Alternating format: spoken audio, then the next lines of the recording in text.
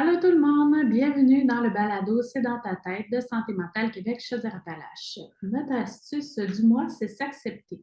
Pour nous, l'astuce s'accepter, c'est de croire qu'on vaut la peine. En général, dans l'astuce, il est question d'estime de soi, de reconnaître nos forces, nos capacités, nos limites et aussi d'exprimer nos besoins, puis de savoir et pouvoir dire non ou oui et d'utiliser notre créativité.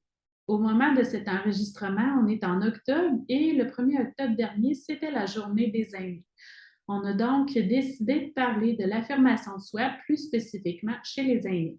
Ça reste que les astuces proposées dans ce balado peuvent s'appliquer à n'importe quel âge. Donc, restez avec nous pour en apprendre davantage avec notre invité. Bonne écoute!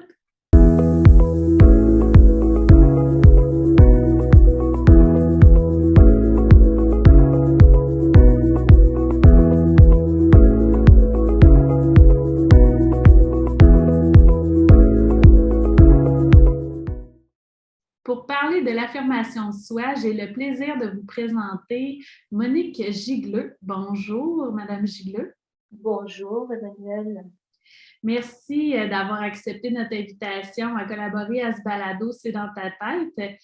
Donc, pour résumer vos expériences professionnelles, vous avez des études en éducation spécialisée, puis vous avez aussi travaillé en France et au Québec dans ce domaine-là. Vous avez découvert l'approche de Colette Portelance et vous avez alors décidé de suivre sa formation sur l'approche non directrice Non créatrice. directive, Ah! créatrice. Non directive créatrice. Et maintenant, vous êtes thérapeute en relation d'aide depuis 15 ans. C'est bien ça? C'est bien ça, en effet, oui, c'est un nom difficile. L'approche non directive créatrice de Colette Portelance. Et effectivement, depuis 15 ans, je reçois à mon bureau des personnes, des enfants, des adolescents, des couples couples ou bien des couples de personnes, parents, enfants, frères, OK. sœurs. Et l'objectif de ces rencontres-là, c'est bien sûr de travailler le relationnel. OK. Donc, c'est la spécificité de l'approche non directive créatrice de Colette Portelance. C'est une approche qui est basée sur le relationnel, permettre aux gens de vivre en thérapie une expérience positive de ce qu'est la relation pour travailler ensuite leur fonctionnement, leur système et récupérer ou stimuler le pouvoir sur leur vie. OK. Puis, tu sais, pour aujourd'hui, j'ai l'intention de vous poser d'abord la question de qu'est-ce que l'affirmation de soi? C'est par où on commence quand on parle de l'affirmation de soi? Alors, je vais vous dire ça en une petite phrase pour commencer que moi j'aime, que je trouve qui résume bien l'affirmation de soi. Pour moi, c'est oser exister de façon authentique, dans le respect de soi et dans le respect de l'autre. Mhm. Parce que l'affirmation de soi, dans la définition première, ben c'est sûr que c'est être en capacité de nommer ses émotions, ses opinions, ses droits, et de les partager à l'autre. Oui. Dit comme ça a l'air, ben oui, c'est ça, il faut faire ça, mais c'est pas vrai que c'est si facile que ça, d'oser exister en relation à tout moment de sa vie. C'est ça, en fait, l'affirmation de soi. Oui. Et c'est pas seulement, je vais reprendre un terme québécois, c'est pas seulement garrocher son avis ou son Non, c'est opinion ça. aux autres, mais c'est le faire en toute conscience de ce qui se passe pour nous et dans le respect de ce qui est pour nous, pour que ça soit aussi dans le respect de l'autre et que ça soit reçu, que ça puisse créer justement une circulation dans la relation. Oui, effectivement. Puis, est-ce qu'il y a des étapes en soi, tu sais, un processus dans l'affirmation de soi? Moi, dans l'affirmation de soi, ce que je vois comme processus, j'aime beaucoup me référer au processus de changement créateur de Colette Portelance. OK. C'est le pourquoi j'ai fait cette formation-là, c'est que bah, elle me rejoint intimement. Là, vraiment, c'est quelque chose qui m'a beaucoup parlé. Et dans cette approche, Colette Portelance, elle a mis en place un processus. et qui se fait par étapes. Et je trouve que ces étapes-là correspondent exactement aux étapes de l'affirmation de soi. La première étape étant la prise de conscience. OK.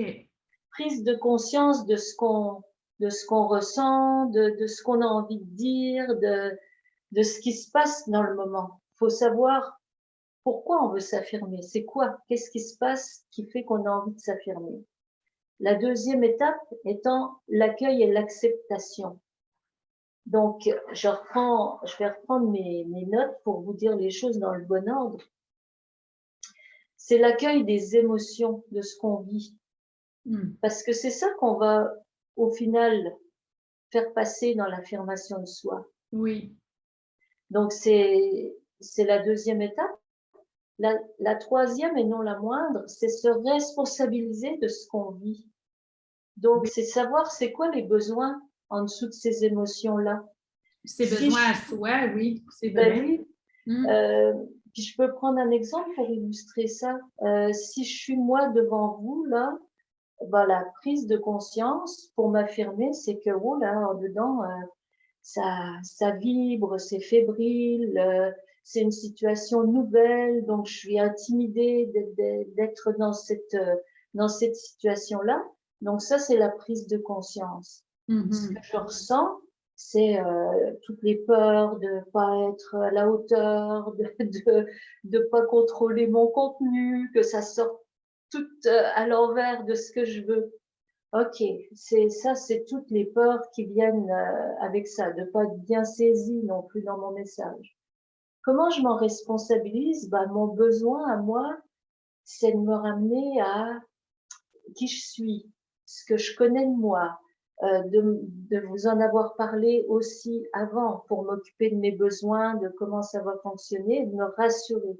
Donc ça, je me responsabilise de mes besoins, besoin de savoir comment ça va se dérouler exactement pour que je sois en confiance avec vous, puis aussi le besoin de retrouver ma confiance en moi, donc de me rappeler que oui, c'est un sujet que je connais, peut-être qu'il sortira pas tout à fait comme je veux, mais c'est un sujet que je connais bien.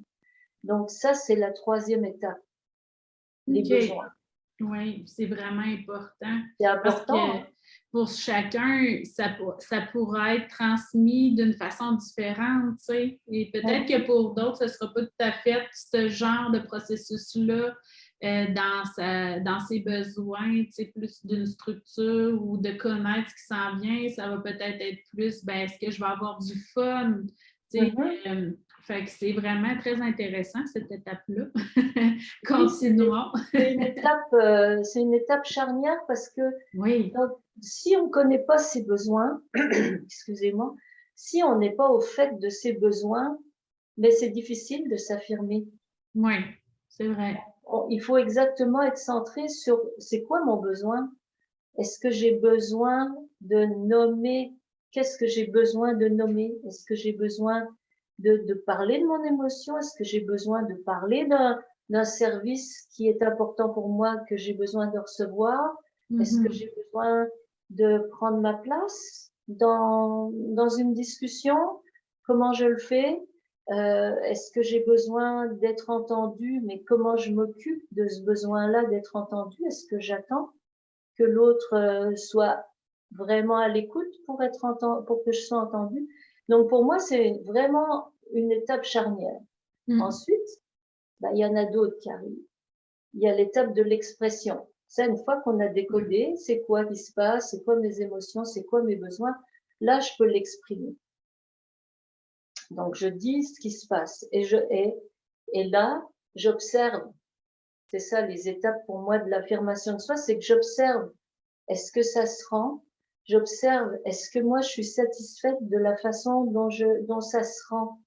Donc, comment ça se passe? Donc, toute la phase d'observation, elle est super importante. Parce que c'est ce qui va me permettre après de regarder quel mécanisme je peux mettre en place pour me protéger au cas où ça ne soit pas rendu comme il faut, ou au cas où j'ai quelque chose. Donc, je vais aller vérifier. Est-ce que ce que je vous ai partagé, est-ce que c'est clair? Est-ce que, qu'est-ce que vous avez compris? Est-ce que vous avez bien compris ce que je voulais vous dire?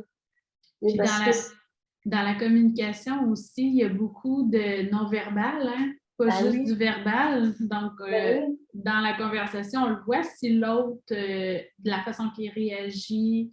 Fait que c'est comme ça aussi qu'on est capable de valider bah de oui. comment notre message a passé. Mm. Mm. Puis de aussi se réajuster, parce que ça se peut que ben, on ait cru qu'on était clair, on a cru qu'on était clair, puis ça c'était pas clair. On peut se réajuster, Oui. puis on a toujours le droit de, tu sais, ça se peut qu'on n'ait pas été adéquat du premier coup. Moi, j'aime bien penser qu'on a toujours moyen de se récupérer. Ben oui. Tu Puis, tu sais, sais, on n'est pas parfait, là, on peut se tromper, puis des fois, c'est le stress qui va nous avoir fait parler d'une certaine façon. Fait que, tu sais, d'être là à vouloir être prêt à se réajuster, c'est bien bah oui. aussi. Mm. C'est important la récupération, se réajuster, puis aussi c'est s'enlever de la pression parce qu'effectivement, si je reviens avec ma définition première, oser exister de façon authentique, c'est pas toujours facile d'oser exister.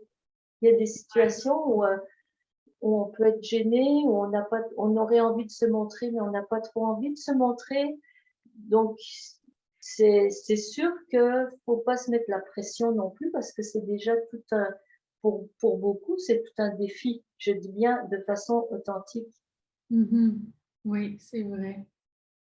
Est-ce que ça faisait le tour des étapes ou il en manquait une? Ben, je pense que ça faisait pas mal le tour. OK. Oui, ça faisait pas mal le tour des étapes. OK.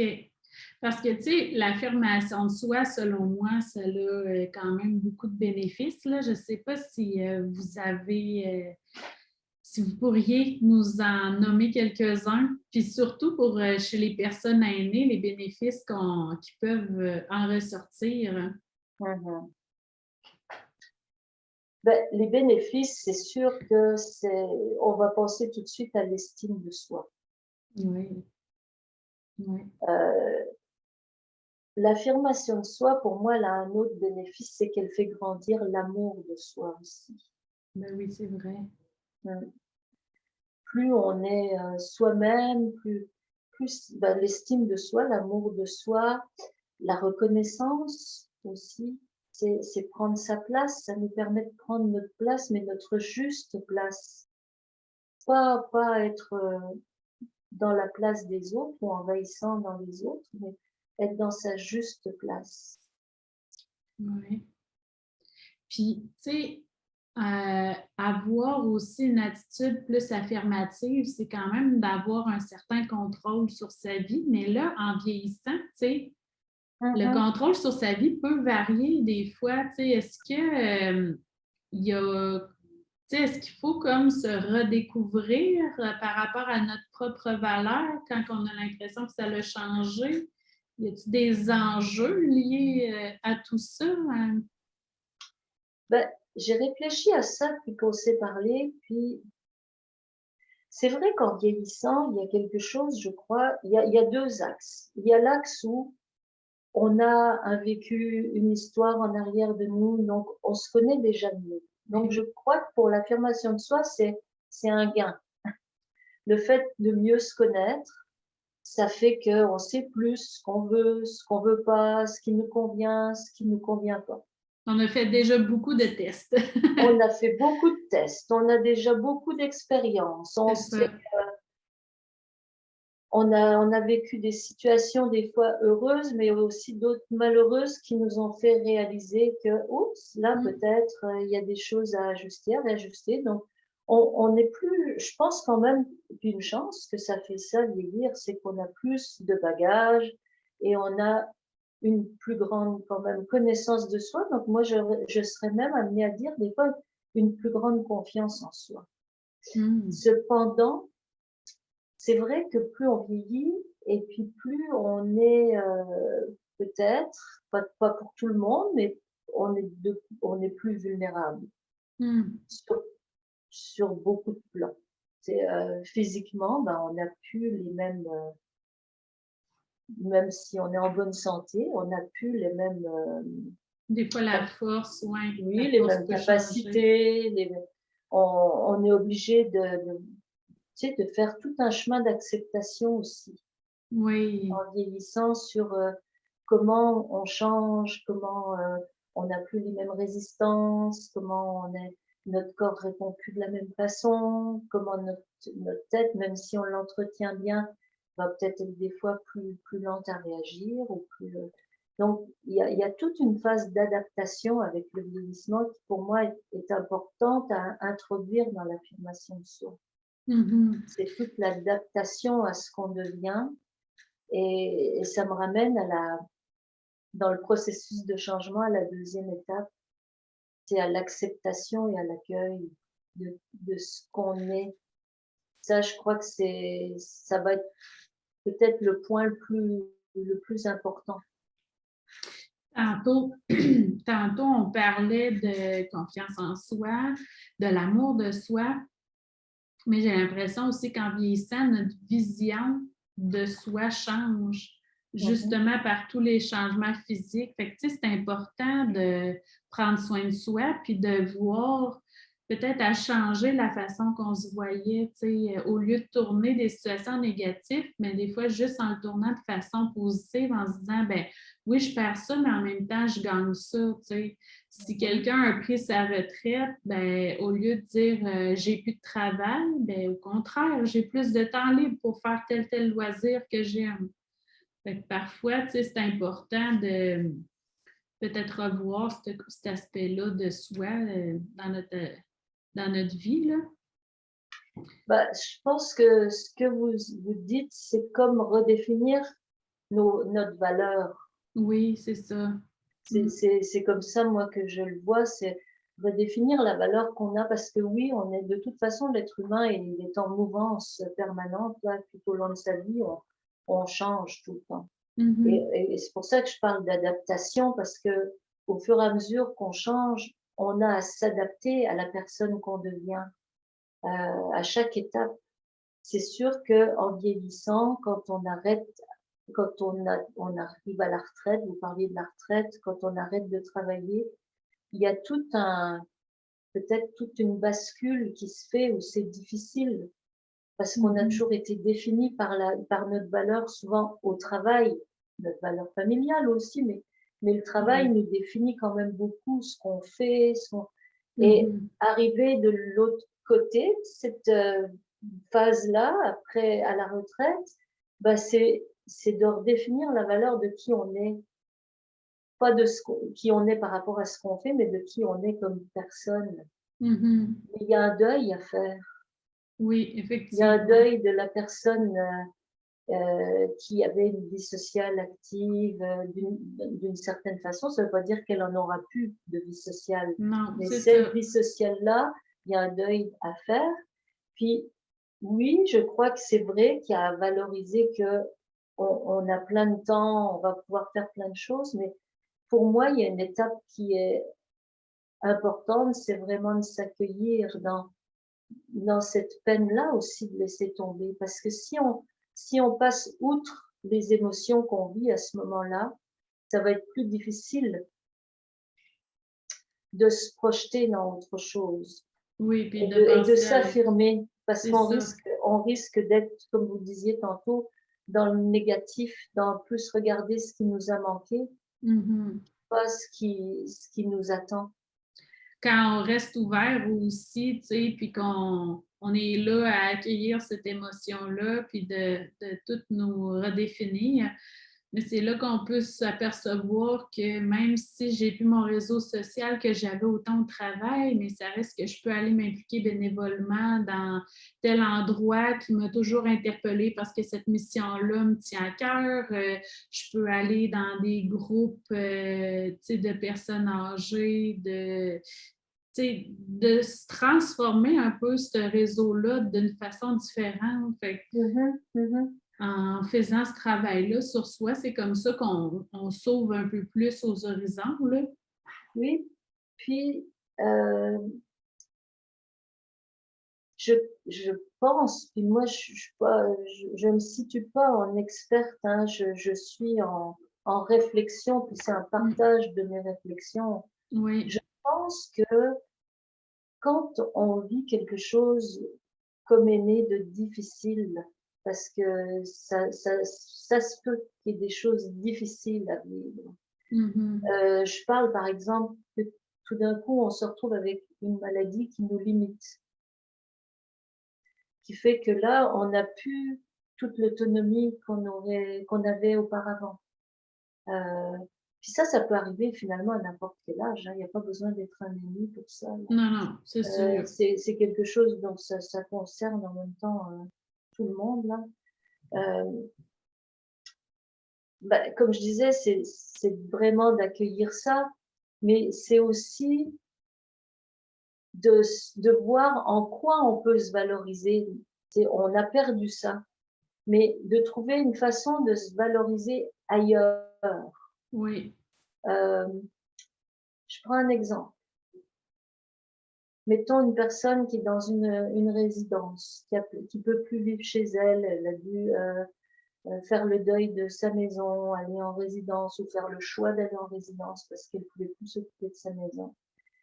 Et puis là, oui, il y a des activités, mais c'était une personne qui avait beaucoup de contrôle sur sa vie, qui gérait tout et qui là se retrouve à être là, puis à suivre, je m'excuse peut-être de l'expression, un peu à suivre la parade, à ce qui se passe, mais ne plus.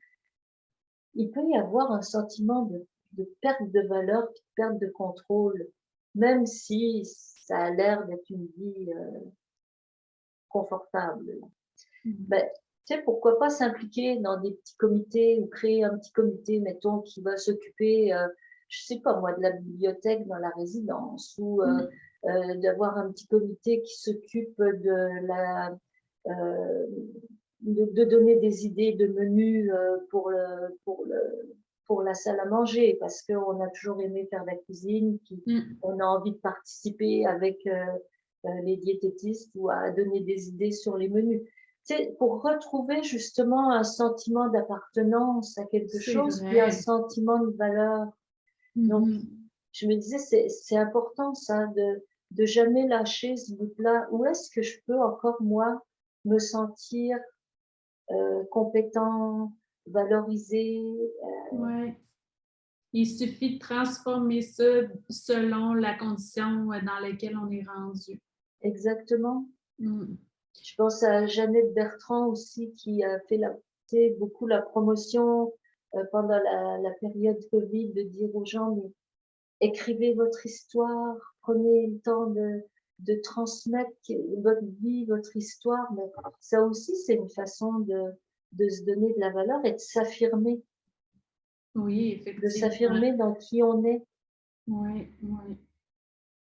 S'affirmer aussi, tu sais, c'est prendre soin de soi, puis on a tous des droits, tu sais, puis des besoins, c'est important de les respecter, tu sais, le droit de dire non, tout ça. Tu sais, je ne sais pas si vous avez quelque chose à dire par rapport à ça.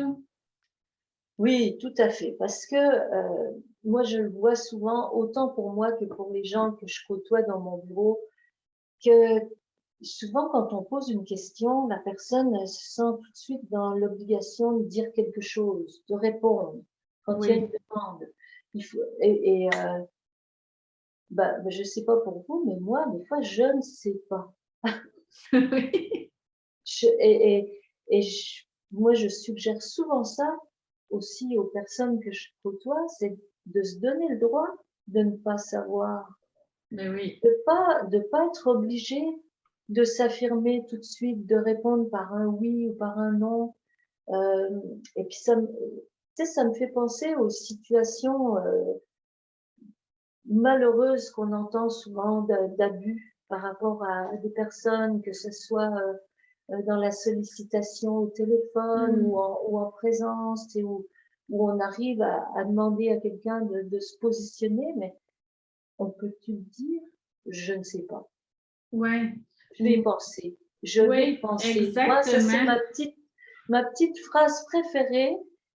C'est ni oui ni non, c'est je vais y penser. C'est ça, Et exact. quand j'ai pris le temps d'y penser et de prendre conscience de ce que j'ai besoin, c'est plus facile pour moi de dire, ben non, j'en ai pas besoin. Mhm. Donc, pour moi, c'est une protection, ça, d'oser dire, je ne sais pas. Parce que des fois, on peut recevoir une demande, il y a une émotion qui surgit, on ne sait pas trop c'est quoi. On se sent bizarre. Fait que, tu sais, quand au moins on fait une réponse en décalé, je le faisais souvent en intervention avec moi aussi à l'époque que j'étais intervenante. Fait qu'au moins, quand on répond en décalé, ben, on est capable de se regarder et de se dire OK, c'était plus une émotion qui me ferait filer de dire non. Mais des fois, ça peut être une émotion positive, puis de se dire crème, j'avais des papillons, ça me tente vraiment, c'est ce qui m'excitait, puis c'est ce qui m'a fait filer bizarre. C'était pas négatif, c'était juste super positif. Fait que c'est vrai que c'est vraiment un bon moyen de prendre le temps, surtout pour les années qui se font demander, mettons, de l'argent, ou des demandes comme ça que souvent l'autre va insister, insister, insister. Fait que, en se disant, ta minute, je prends le temps de réfléchir, c'est vraiment un bon moyen, là. Donc ça, c'est un des premiers droits, moi je crois, dans l'affirmation de soi, c'est de dire ça. Le deuxième, c'est de savoir dire non. Aussi. Oui. Et ça se peut que des fois, on soit obligé d'écouter à l'intérieur ce que ça fait. Parce que quand il y a une énergie en dedans qui est importante, une émotion, une énergie, appelez-la comme vous voulez, là, mais qui va faire que le non, il va sortir, là. Si je suis pas bien avec ça, c'est non. Un autre des droits de l'affirmation de soi, pour moi, c'est affirmer ses opinions. On a le droit d'avoir des opinions. On a le droit d'être d'accord, pas d'accord. Ouais. C'est cette capacité-là de dire, ben moi, j'entends bien ce que tu dis, mais je partage pas ça. C'est pas non plus créer de la chicane, c'est juste accepter que c'est pas mon opinion, ça correspond pas à mes valeurs. Donc je respecte mes opinions et mes valeurs. C'est un droit fondamental de l'affirmation de soi, c'est de respecter ses opinions et ses valeurs. Oui, effectivement, c'est vital. On a le droit aussi de changer d'avis. Oui, effectivement. Ça fait partie des droits de l'affirmation de soi. De se tromper. De se tromper. Ou de dire, même de dire, hey, tantôt je t'ai dit ça, mais finalement, en y pensant, tu sais, c'est pas ça. Je me suis trompée, j'aimerais me réajuster. Donc, on peut changer d'avis. C'est ça. Même si finalement, 2 mois plus tard, on dit quelque chose d'autre puis qu'on se contredit, ben ça se peut. Oui. Oui. On évolue puis on a changé d'opinion. Exactement. Puis, tu sais, ce qui est difficile dans l'affirmation de soi, c'est qu'on est toujours tiraillé entre deux besoins. Ça, je trouve que c'est vraiment important de les voir parce que on est tiraillé entre le besoin d'être aimé et le besoin de s'affirmer. C'est vrai. Et que des fois, parce que le besoin d'être aimé, d'être reconnu, d'être apprécié, de pas faire de peine est trop fort, le besoin de s'affirmer, il prend le bord. Oui, c'est vrai. D'où l'importance, c'est vraiment de développer ce qu'on a parlé tantôt, toute la confiance en soi, l'amour de soi, de récupérer le sens de c'est quoi mes valeurs, de ce que je vaux, parce que si je sais, si je suis au fait un peu de mes valeurs, si j'ai un peu d'amour de moi, je vais moins avoir besoin de l'approbation de l'autre, je vais peut-être décevoir l'autre. Ben oui, c'est jamais agréable de décevoir quelqu'un, mais en même temps, tu sais, ça va pas me mettre à terre parce que je sais que j'ai de la valeur pareille. Donc là, je vais avoir plus de facilité à m'affirmer. Et par rapport aux aînés, ça c'est aussi quelque chose qui est important à pas oublier parce que quand on est souvent dépendant des autres, on a besoin des autres, on a peur de les blesser, on a peur de les déranger, on a peur de prendre trop de leur temps. Donc souvent, on est plus à se préoccuper de ce que l'autre va penser, va dire, il va trouver que j'en demande trop, et Ouais. puis on perd son pouvoir d'affirmation et de Puis, s'occuper de ses besoins. il y en a aussi, selon le type de profil de personnalité, que ça va être l'inverse, qui vont être beaucoup dans l'affirmation. Fait que des fois, il faut faire attention puis se garder un équilibre là-dedans. Ben C'est oui, comme si c'était une balance, comme on parlait de respect de soi, respect des autres. ouais, C'est tout comme à si fait. l'amour, c'est se respecter soi-même, puis l'affirmation, c'est respecter les autres aussi. Fait que, Mhm, c'est de mhm. maintenir cet équilibre-là parce que c'est pas mieux de trop s'affirmer. Ça Ben vient non. comme détruire des fois l'autre. Fait que c'est Mhm. vraiment, effectivement, c'est important. Mais s'affirmer, en fait, pour compléter ce que vous dites, c'est toujours dans cette espèce d'aller-retour entre l'autre et moi. C'est Ouais, jamais je plaque quelque chose et puis ça doit faire. C'est ouais, je dis quelque chose. C'est pour ça que je parlais d'observation tantôt et je fais attention à comment c'est reçu, qu'est-ce que ça génère chez l'autre, qu'est-ce que ça génère chez moi de l'avoir dit et de voir la réaction de l'autre. Donc c'est tout un mécanisme. Mais c'est vrai que dit comme ça a l'air énorme là, mais ça se fait plus naturellement que ça. ouais. Mm. C'est toute qu'une heure, là, parce que, tu sais, peut-être que soit on est bon, on s'est bien Mhm. pratiqué dans notre vie, mais l'autre va nous redonner des réponses qui peuvent nous confronter dans nos trucs à nous. Fait que, tu sais, Mhm. c'est pas évident, là, de toujours être là-dedans. Mm. Mais en tout cas, ça a été vraiment très, très enrichissant comme discussion. Je ne sais pas si vous aviez d'autres points à aborder avec nous aujourd'hui. Euh, Qu'est-ce que je pourrais vous dire? Moi, j'aurais envie de vous finir ça avec une citation de Colette Portelance. Oui, Est-ce que vous allez-y. voulez? Oui, oui, Parce allez-y. que je trouve que, bah d'abord parce que j'aime beaucoup tout le travail de Colette Portelance. Puis, c'est une citation sur la relation. Donc, ça touche à l'affirmation de soi. Elle dit, je suis convaincue qu'on n'apprend pas à être en relation par des techniques, mais par une ouverture à sa mouvance intérieure, une écoute de sa vie profonde, un regard accueillant sur tout ce qu'on est. Apprendre à communiquer authentiquement, c'est apprendre à vivre et à rester vivant avec l'autre, tant dans le bonheur que dans la souffrance. Oui, c'est excellent. Hmm. Et je trouve que ça résume bien aussi ce que c'est que l'affirmation de soi. Oui, effectivement. Ben, merci infiniment d'avoir passé tout ce temps-là avec nous. Ça a été très enrichissant. Ben, merci Emmanuel de m'avoir lancé l'invitation, puis ça m'a fait plaisir moi aussi de pouvoir oser exister avec vous, puis de sortir de ma zone de confort et de m'affirmer dans un sujet qui me passionne beaucoup. Ben, merci. Bye bye. Bye bye.